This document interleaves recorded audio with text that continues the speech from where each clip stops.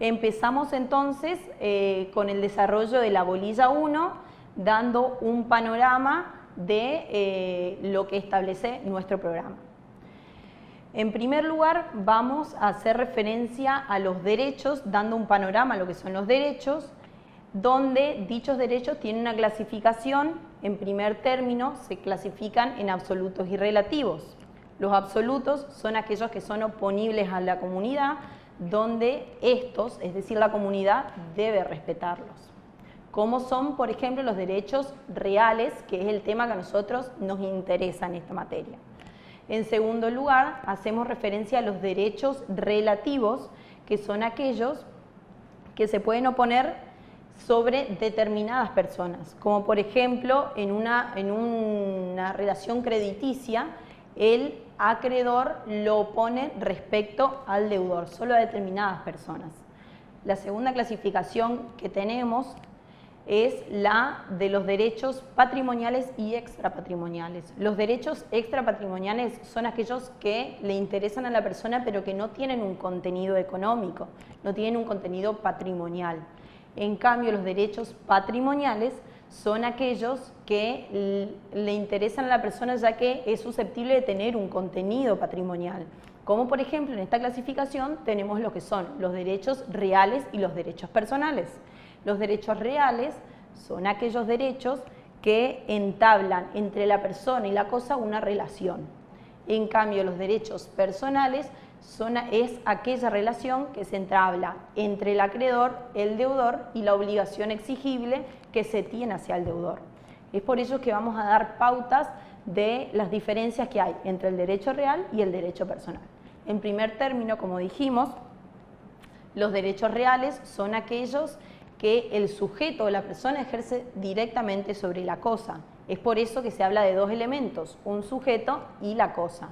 En segundo lugar, diferenciándolo con el derecho patrimonial, hablamos de una relación que se entabla entre el acreedor al hacer exigible un crédito o una obligación que se tiene con respecto al deudor. Es por eso que hablamos de tres elementos, de un acreedor, un deudor y una obligación exigible. Dicha obligación puede ser de dar, hacer o no hacer. En segundo término, otras de las diferencias que podemos entablar es el numerus clausus. Los derechos reales se denominan numerus clausus ya que son un número cerrado, es decir, los derechos reales únicamente pueden ser creados y son creados por el código, no pudiendo las partes crear nuevos derechos o modificar los ya existentes. En cambio, pasa todo lo contrario con lo que son los derechos personales, ya que rige mucho, juega mucho la voluntad de las partes, donde las partes pueden crear su obligación y pueden establecerla en la forma o pueden pactarla en las formas que ellos deseen. Otro de los elementos que podemos nombrar son las facultades que se le otorga al titular del ius preferendi y el ius persequendi. El ius persequendi es perseguir la cosa en manos de quien esté, en manos de quien la tenga. Estas facultades se la otorga el código al titular del derecho real. Otras de las que dijimos es el ius preferendi, es aquella que le otorga a su titular preferencia en el tiempo, es decir, que aquel derecho real constituido correctamente con anterioridad en el tiempo le va a otorgar al titular preferencia que con respecto a aquel que tiene un derecho real constituido con posterioridad. Es decir, que se está hablando de primero en el tiempo, primero en el derecho. Otro de los puntos que podemos diferenciar es la constitución de los derechos reales, es decir, los derechos reales necesitan del modo,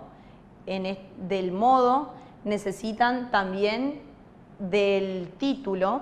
Cuando estamos hablando del modo, estamos hablando de la tradición, y cuando hablamos del título, el Código Civil y Comercial de la Nación establece que para la transmisión de los inmuebles se necesita la escritura pública. También hablamos de un tercer elemento que es la inscripción, donde los inmuebles deben ser inscritos en los respectivos registros para ser oponible a la comunidad o a terceros.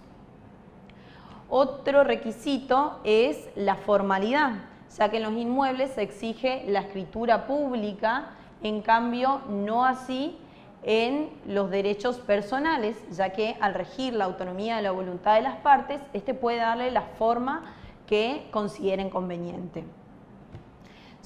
Rige el orden público, como hemos dicho, únicamente los derechos reales son aquellos que establece el código, no se pueden ir en contra de ellos.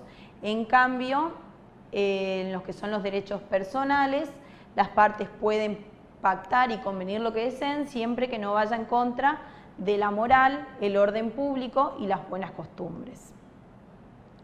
Con respecto a lo que es la metodología de nuestro código, vamos a ubicarnos en lo que respecta más que nada a los derechos reales y en lo que es nuestro código. Nuestro código cuenta con un título preliminar, cuenta con 6 libros, los cuales van del artículo número 1 al artículo 2671, y a lo que a nuestro interés respecta, nos vamos a basar en el libro cuarto, que hace referencia a los derechos reales. Los derechos reales van desde el artículo 1882 al artículo 2276, donde en un primer título se puede hablar de lo que son las disposiciones generales. Las disposiciones generales habla de lo que es el concepto del derecho real, el cual lo vamos a ver más adelante.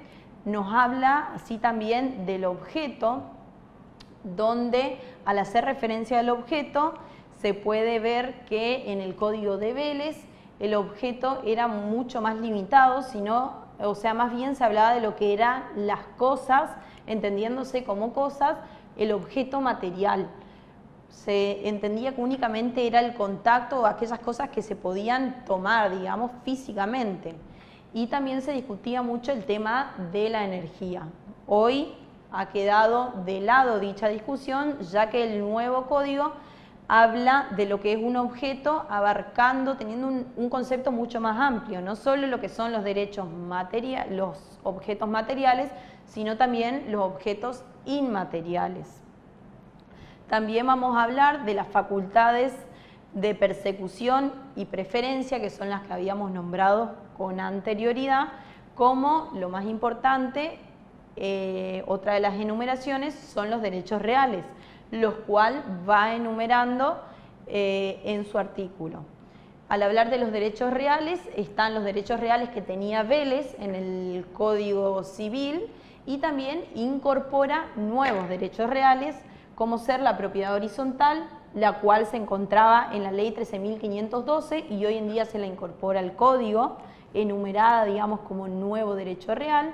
También se enumera como nuevo derecho real el conjunto inmobiliario, se enumera también los tiempos compartidos, los cementerios privados y la superficie. Si bien la superficie ya se encontraba en el Código de Vélez, hoy se le da un panorama mucho más amplio, ya que no solo abarca la superficie en el sentido forestal, sino también a la superficie en construcción, digamos. También vamos a hablar del título y modo, que es la forma en que se constituyen los derechos reales, como nombramos el título por la escritura pública, el modo por la tradición y la respectiva inscripción en el registro. Y por último, podríamos nombrar lo que es la prescripción, ya que habla de la prescripción breve y la prescripción larga. También, siguiendo con la enumeración, esto es lo que hizo referencia a las disposiciones generales. Vamos a seguir con los diferentes títulos que tiene el derecho real, donde se puede hablar del dominio, del condominio, de la propiedad horizontal, de los conjuntos inmobiliarios, de la superficie, el usufructo, el uso, la habitación, la servidumbre, también teniendo o estableciendo en uno de sus títulos las acciones posesorias y reales. Entrando en lo que es al concepto de derecho real, el Código de Vélez no dio un concepto, no definió lo que era un derecho real, sí teniéndolo hoy en el nuevo Código Civil y Comercial de la Nación. Con respecto a lo que hablamos del objeto, antes era muy reducido el concepto de objeto, o sea, se hablaba de cosas, ya que hacía referencia a las cosas materiales, y hoy en día se habla de objeto dando un panorama mucho más amplio a cosas materiales e inmateriales susceptibles de tener un valor.